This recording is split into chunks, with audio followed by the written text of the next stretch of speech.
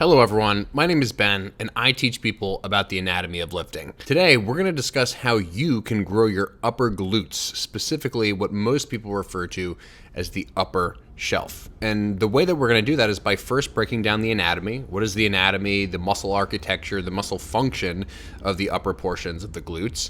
And then we're going to break down the physics and specifically how the physics and the anatomy together can be applied to a lifting setting and how you can train the upper glute max. So without further ado, and first things first, let's just sort of designate, like, what do we mean by the upper shelf, right? A lot of people name specific muscles, but we're really just referring to a region of overlap, which is like, this is like a higher up portion of the glutes. And specifically in this video, we're just going to be talking about the upper portions of the glute max, which obviously is one of the biggest muscles in the entire body. So when we talk about the upper shelf, visually speaking, this is kind of the sort of highlighted in red what it looks like. And the lower shelf, or the lower portions of the glutes, they're slightly bigger, but they are sort of now highlighted in blue. So the upper portions in red, the lower portions in blue. There will be a lot of overlap in their function, but we'll discuss that a little bit later in the lifting section of the video. Now, when we take a look at the upper glutes from this perspective, you can see it a little bit more clearly. This is Laura Lee, who is one of the best bikini pros in the world. Very high level performer, so she is very, very lean, and you can see that those upper fibers of the glute max right here are now highlighted in red, and sort of the bottom portion highlighted in blue now. Those upper fibers, again, sort of run from high to low, and those lower fibers run a little bit more horizontally, right? So those upper fibers are really going to be the ones to sort of round out the top portion of the glute max.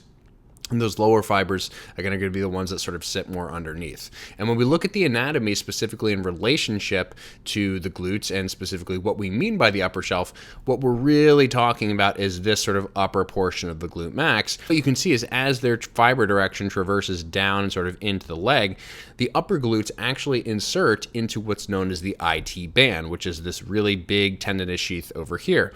And the lower portions of the glutes, and this is not the best depiction, right, but it's just clear enough for us to see, the lower portions of the glutes down here, again, these ones that sort of sit lower, this where they're highlighted in blue here, these lower portions of the glutes actually attach directly to the femur. So the upper shelf portion of the glute max is really the portion that actually does not directly attach to the femur. And that's actually going to have some important effects insofar as how we go about training these fibers differently from one another.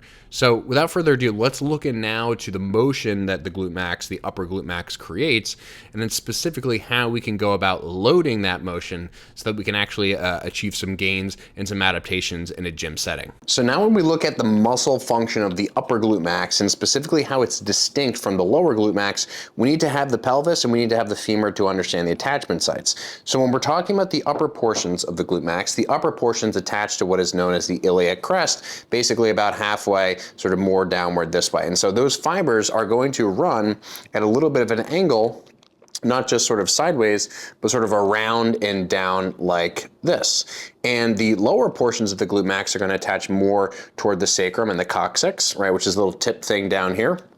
And so there, instead of running at sort of this angle down toward the femur, they're going to run at this angle. And I mentioned this briefly in the earlier section, but the lower portions of the glute max, these ones down here, which run more horizontally, they attach directly to the femur like this. And so they attach directly to the femur in what is known as the gluteal tuberosity. And when they stretch and contract, they mostly just pull the leg sort of downward like this, boom, and slightly inward like this, right? Because they're running sort of more horizontally this way. So they can actually sort of just pull these 2 points together to get the leg behind the body. But when we're talking about the upper glute max, as I mentioned, runs from the iliac crest here on the hip, and it runs not directly to the femur, but out to the IT band, which is not just directly on the femur here, which is a little bit more sort of up and out to the side like this.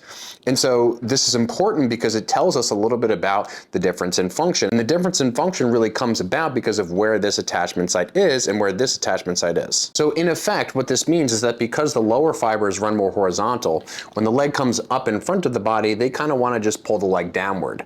But because these guys, the upper glutes, the upper shelf, are running more at this angle, when we bring the leg upward, they're not going to have as good leverage to pull downward, but they will have a really good ability to pull slightly outward and slightly downward. So when we look at it from this perspective, the differences are going to become more clear. So because of those attachment site differences, again, the upper shelf sort of attaching out to that IT band, the lower shelf attaching directly to the femur, the upper shelf really stretches and contracts more inward to outward as compared to the lower shelf, which contracts a little bit more in this forward to backward direction. So ultimately now how this translates to lifting is really just how do we find an exercise which loads the leg up and across the body against which we can sort of press downward and slightly outward.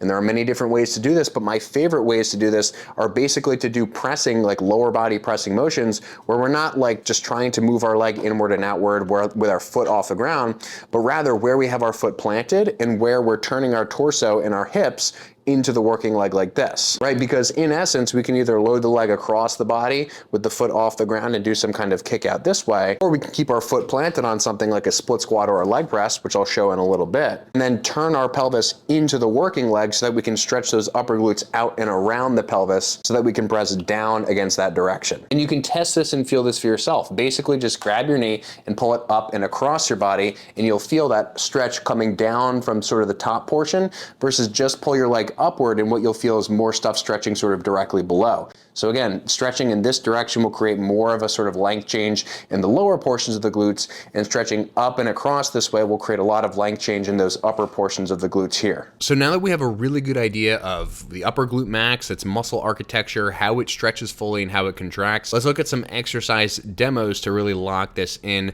from a principle-based perspective. So I'm going to show two different exercises here, and remember that I'm really just trying to demonstrate the principles here. So do you have to do these exact exercises? Absolutely not, but these exercises are going to be very clear illustrations of how we can actually apply all the concepts that we just learned about the anatomy and about the physics of the upper portions of the glutes. So here on the left side of the screen is just a dumbbell split squat variation. And what you can kind of see, and I'll go through these multiple angles, what you can kind of see is that as I descend down into the motion, I'm not just really doing a traditional split squat, right, where I'm just sort of lowering down front to back into it. I'm actually using my opposite side hand, in this case, my right hand in this little image here, to stabilize my body from one side, right? So in this case, it's my left hand, right? So I'm holding onto this bench here, and I'm holding the load in the opposite side hand, meaning that if my left leg is the working leg, I'm holding the load in my right side. Now, why am I holding the load on my right side? Well, it makes it easier to actually turn into the leg, right? And as we just discussed, the way that you stretch the upper glute max is by pulling the leg or allowing the leg to come upward and across the body, not just upward and not just outward. And so when we actually use a single-sided load, we gain the ability to actually rotate our trunk a little bit. And when we do this in tandem with something like grabbing a bench for support here, we're going to be highly, highly stable and in an environment where we can produce a lot of force without actually getting off balance or something similar, which is commonly the case with single leg exercises. So if you put a dumbbell on one side, and your goals are to train the upper portions of the glute max, I would recommend putting it in the opposite side hand, right? So in this case, right here, it is my right hand, which is loaded, and my left leg, which is the working leg. And again, as you can see, I'm turning into that leg so that when I get to this bottom position, and again, this may be somewhat deceptive, but if you just look at me from the forward angle here, and you just said, okay, well, how is Ben loading his leg? If you only looked at the legs, it would just look like I was loading it straight upward or even upward and outward. But when you notice that I'm actually turning my entire body into the leg, right, again, forcing that sort of across type of motion for that extra stretch, then it becomes much more apparent that, okay, we're not just loading straight upward and downward like a normal squat, we're turning into the working leg so that we can sort of turn out of it as we come up, right? So notice that that is an important feature in that as I push upward, I'm not just pushing downward through the floor, I'm sort of almost cueing myself to sort of rotate my pelvis back toward the center as I come upward. Now, another way to do this, and perhaps a more stable way to do this, which may or may not be an upside or downside depending on how you like this particular variation, is something like a single leg press. Now, notice what I'm doing here before I initiate the leg press is I am turning into the working side, and I'm trying to make it clear that I am not only just rotating my trunk, because remember, it's not just the trunk, it's me turning my entire lower body, my entire pelvis really, into the working leg. So if I only just twist my trunk and I don't move my pelvis, that's no good. So what I want to make sure of is I want to make sure that I'm taking this leg leg here, this non-working leg, and then I'm turning it toward the working side. And when you do that, when you sort of roll yourself over that way, what you'll notice, and now you can see this relative angle, what you'll notice is that you'll get that stretch sensation even before you start to sort of move into the motion and perform the motion.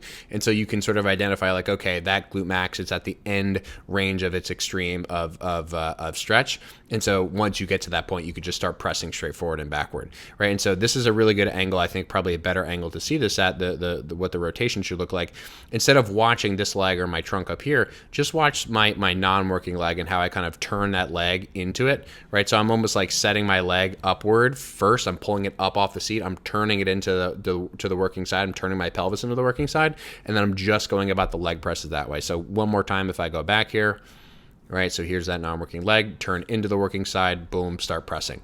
So overall, the principles remain the same, regardless of whether we're doing this on a machine or whether we're doing this with a split squat variation. We just need to find a way, basically, to turn ourselves into the working leg. And the only way we can really effectively do this is with a single leg. Now, there are other motions that train the upper glute max, such as kickbacks, and hyperextensions and potentially hip thrusts, but those are all going to be a bit less specific, and they're going to all proportionately involve more of the lower portions of the glute max, which play a much bigger role in just normal leg pressing, squatting types of motions, as I mentioned in the anatomy sections. If you like this content and you want to learn more from me, you definitely need to check out the Modern Meathead community. Inside the community, you'll get direct access to me for one-on-one personalized feedback. In addition, you'll get access to hundreds of hours of premium content exclusive to members only. When you get inside the community, you'll get direct access to all these different features. Now, I make daily posts covering different exercises where I post videos of exercises directly, the anatomy of those exercises, and very specific breakdowns relative to whatever the goals of that exercise are. In addition, members are posting things every day with comments and questions of their own.